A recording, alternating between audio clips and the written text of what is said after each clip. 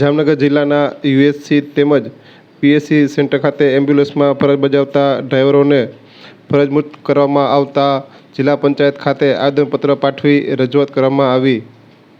જામનગર જિલ્લામાં પીએસસી તેમજ યુએસસી સેન્ટરમાં એમ્બ્યુલન્સ સેવામાં ડ્રાઈવરો કોન્ટ્રાક્ટ બેઝ ઉપર ફરજ નિભાવી રહ્યા છે, પરંતુ આ સેવાનું 108 એમ્બ્યુલન્સમાં વિલીનીકરણ થતાં આ ડ્રાઈવરોની હાલત કફોડી થઈ છે.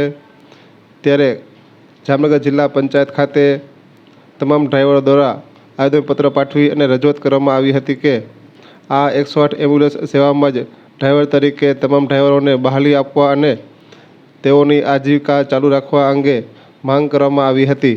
આ અંગેની વિગતો આજે બપોરે 12 વાગ્યે સામે આવી છે. મારું નામ ગોગરા સંજયભાઈ. હું પ્રાથમિક આરોગ્ય કેન્દ્ર પીઠળમાં ફરજ બજાવું છું.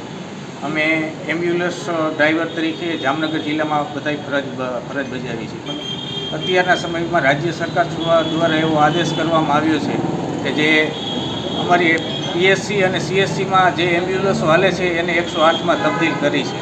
તો હવે અમે 10 વર્ષથી 15 વર્ષથી આ એમ્બ્યુલન્સના ડ્રાઈવર તરીકે ફરજ બજાવી છે.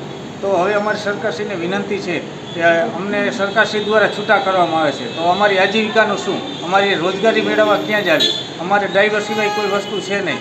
અને સરકારશ્રી દ્વારા આ પરિપત્ર બહાર પાડવામાં આવ્યો કે જે પીએસસી તથા સીએસસીની અંદર જે એમ્બ્યુલન્સો હાલે છે એને 108માં તબદીલ કરી. હવે અમારી એમ્બ્યુલન્સો બધી 108માં તબદીલ કરી દીધી અને અમને લોકોને બધાને છૂટા, અમારે જામનગર જિલ્લામાં આશરે 35 થી 30 ડ્રાઈવરો છે, બધાને છૂટા કરવામાં આવે છે.